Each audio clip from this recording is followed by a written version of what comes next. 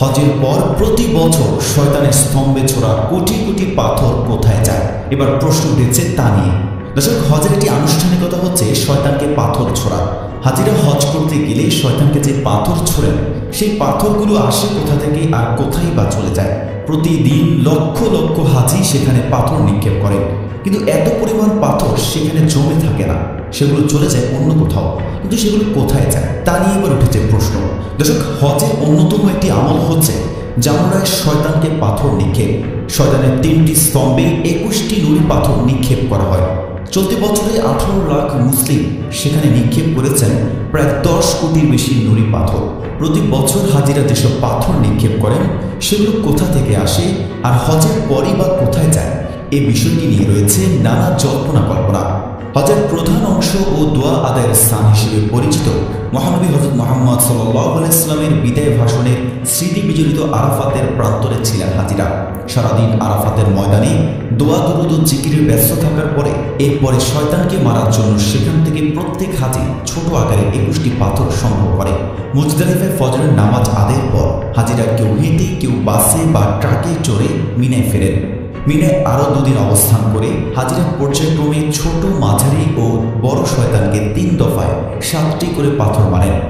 এভাবে হজের সময় শয়তানকে পাথর মারার প্রথা চলে আসছে।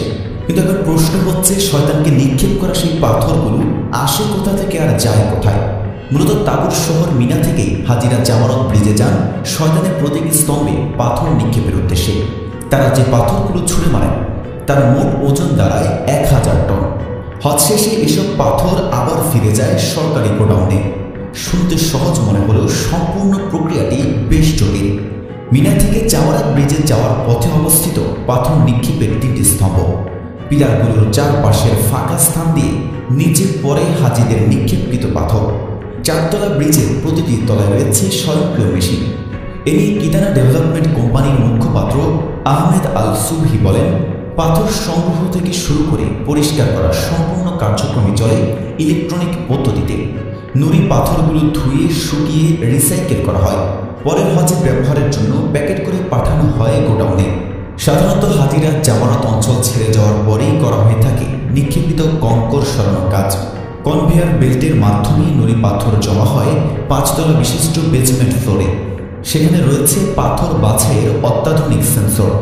ধুয়ে মুছে পরিষ্কার করা হয় বাছাইকৃত নুড়ি। সবশেষ প্যাকেট করে পরবর্তী হজে ব্যবহারের জন্য জমা রাখা হয় সুরক্ষিত গুদামে। নুড়ি পাথরের ব্যাগ বিতরণের জন্য মিনা ও মুজদালিফাতে রয়েছে প্রায় 300টি স্থান।